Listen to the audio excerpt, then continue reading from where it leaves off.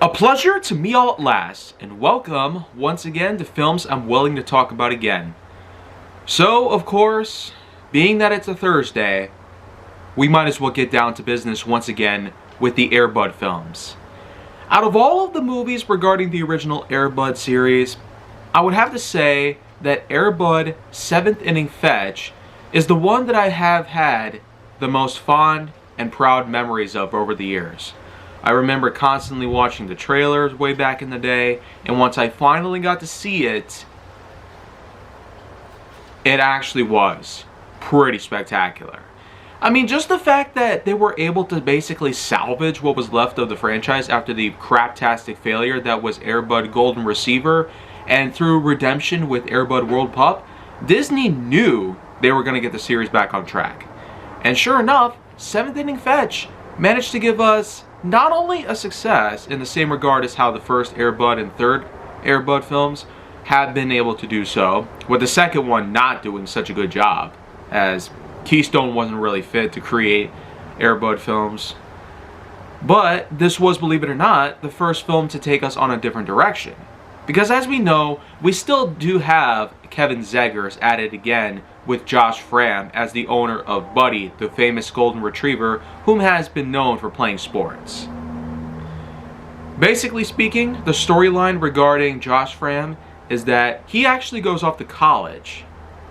So, talk about all the time that's passed. He's gone from playing basketball to playing NFL, then to playing football, and now he's basically going to spend some time over in college. Meanwhile, there's his younger sister, Andrea Fram, whom in fact is hoping to fit in junior high school. Yeah. So basically, as the years have progressed with these movies, we definitely have seen a bit of character change, not only with Josh, but we are in fact about to take a bit of a direction with Andrea. Essentially speaking, the younger sister, whom hasn't really been responsible for all that much based off of the all-in-all story that's developed so far. But we do get to see her shine for the first time in this 2002 film. Basically, there's a bit of problems going on with her in the same way that we have gotten to see Josh Fram deal with some issues over the years. But with all of the different sports that he and Buddy have competed in over the years, Andrea certainly will be seeing a similar thing. Of course, what we should mention is that we do have yet again another set of saboteurs whom are poised to try and take down Buddy and ruin his overall career. These people, though, are actually pretty convincing and actually kind of funny, by all means. Probably more so than that weird Russian duo from a circus, or even those kidnappers. That abusive owner, though, was pretty bad too, but in this case, we at least do have a bit more of the comedic relief in the form of a duo whom basically settle off in some sort of junkyard. And there does, in fact, come a point where the henchman is supposed to pick up a car, but ends up coming back with a crappy Morris. Yeah. A lot of choices he could have made in the year 2002, and it had to be of Morris that was about 40-something years old. So, that's just part of the whole segmentation that relates to how funny these guys are in comparison to all the other antagonist characters that have tried to sabotage Buddy and take down the Fram family regarding sports championships. Because while Buddy was already well known for his basketball, NFL, football skills, many wouldn't realize that yes, he does in fact happen to have baseball skills. And this is something that Andrea does come along and witness. The thing is, though, there actually happens to be a lot of dog nappers out there. Well, talented dogs, athletically or otherwise, have in fact turned up missing. So, when you think about how kidnapping went down in the last film, boy, in this instance, they sure have managed to make it even worse. But this was not only the result of human kidnappers, as the two mentioned henchmen that I've referred to. They were rather funny, However, there is a new bad guy that we have to look out for. Rocky Raccoon. Yep. We have a raccoon in the house, everybody. So, basically, it's animal against animal in the same regard as humans against humans is put out well in this movie. And as we know, Buddy himself does in fact put himself together in the baseball games alongside Andrea as well as their friends.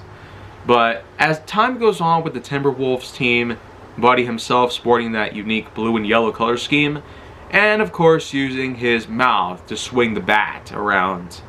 And all these different instances regarding Buddy playing the baseball games and whatnot, it all comes down to a good fashioned conspiracy brought down by the likes of one fabled and legendary golden retriever, as well as his faithful human companions. So, if I need say more, then maybe we could probably be here for a while. The less said the better. Watching the movie would be a little more beneficial. And I feel like that kind of formula might as well carry on over to the next film, which of course is known as Air Bud Spikes Back, but maybe that's besides the point here. The whole point of all this is that by this point, being the fourth film in the series, it's kind of gotten on a bit of a repetitive note to it. But because this is the one that has brought up a lot of memories over the years and has stuck around with me the most compared to the other Air Bud films before Air Buddies came around, I would have to say that this probably is my favorite of the bunch. Especially when you consider the fact that we have gone from a rather drastic turnaround of kidnappers and abusive owners to some dumb and funny henchmen. I mean, the car part alone was pretty hilarious. But it gets even more crazy when you know for the fact that there is a raccoon committing the kidnappings and not just the humans.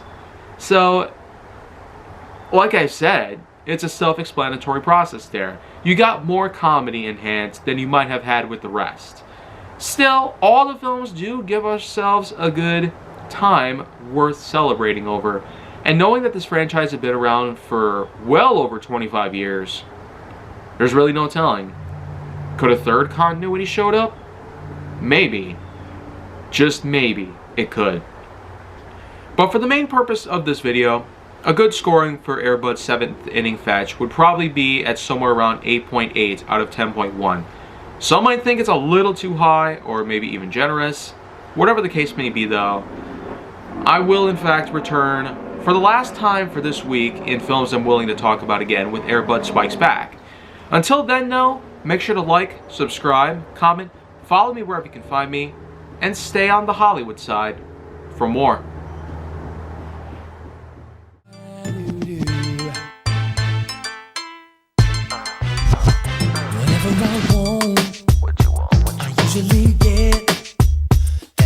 I want you, but I don't have you yet. I ain't got no tricks to be playing on you.